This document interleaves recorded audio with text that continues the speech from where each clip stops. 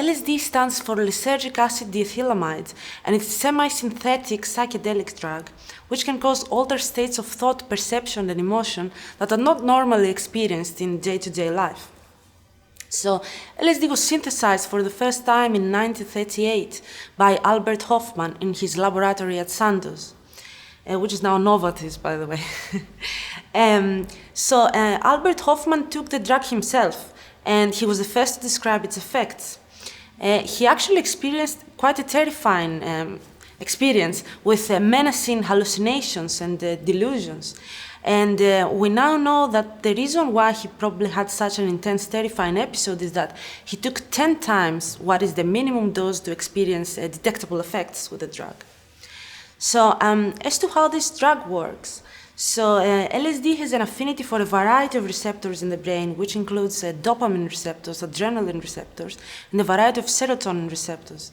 But the main receptor that is probably responsible for the psychedelic effects is the 5-HT2A receptor in the brain.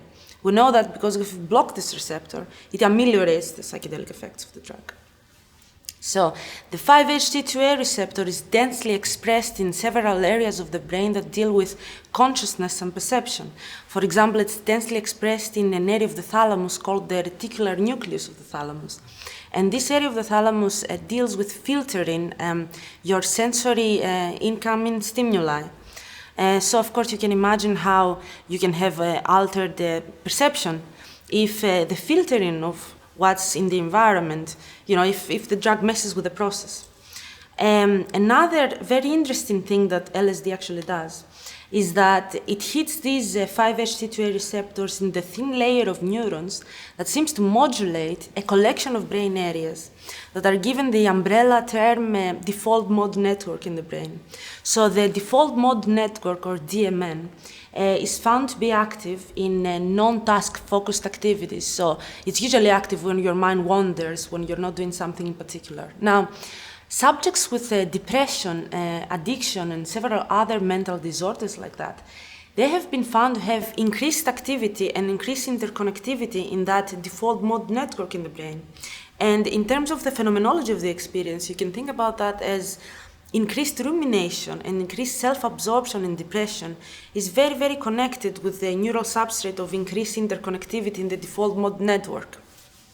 So, LSD hits on 5-HT2A receptors in the thin layer of neurons that modulates the default mode network. So by doing that, it de-rigidifies and it kind of messes with the synchronization of the activity of the default mode network while you're taking it. And during a psychotherapeutic session under the influence of LSD, which is how it's usually used, your brain has the chance to form healthier connections because the older ones are desynchronized and derigidified. So that's the hypothesis behind how it works. In terms of visual hallucinations as well, it's been found that LSD increases the interconnectivity of the visual cortex at the back with pretty much the entire brain. So that's probably why you see things and you have synesthesias as well. You think, like you see visions and you confuse them with sounds. That's probably why. Now, the interesting thing about LSD is that it was investigated a lot before the 1970s, and it showed very, very promising effects in addiction and depression and anxiety disorders, which is a surprisingly wide array of disorders. You usually target these disorders pharmacologically by targeting them separately through one receptor. But LSD manages to hit all of them by this unique mechanism of action that it has. So, but what unfortunately one could say happened is that LSD became popularized as a drug of abuse.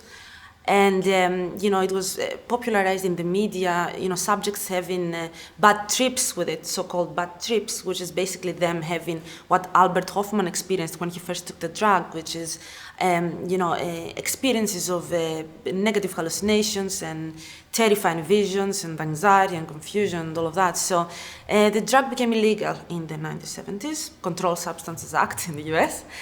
And all research ceased for almost 2 decades after that. But recently, mostly due to advances in brain imaging studies, the drug has returned to the forefront, and it has again showed very, very promising results in addiction and depression and anxiety, and it has shown these effects under the more rigid and more well-controlled conditions that we impose on trials now as scientists as well.